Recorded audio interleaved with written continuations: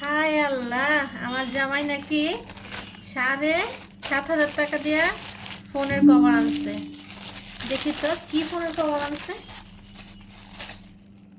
তার কত বড় সাহস!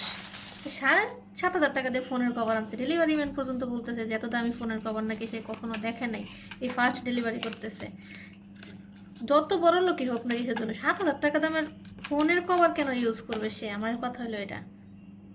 দেখি 7,500 টাকার খাজানার ভিতর কি আছে। এটা তো একটা নর্মাল ফোনের কভার, এটা 7,500 টাকা কেন হবে?